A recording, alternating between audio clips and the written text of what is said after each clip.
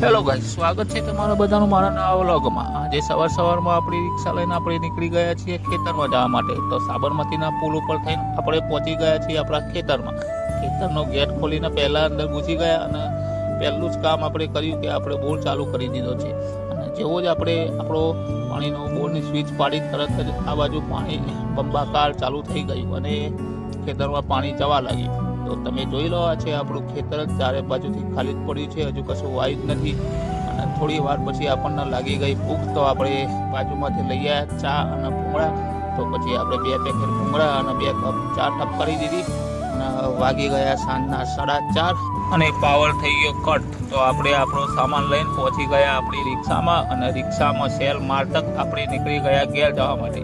રસ્તામાં આવ્યો toll tax બચાવીને પહોંચી ગયા ઘેર અને ઘેર જઈને ફુલેવરનું શાક અને દાળ ભાત ને બાકા ચીકી બોલાવી દીધી।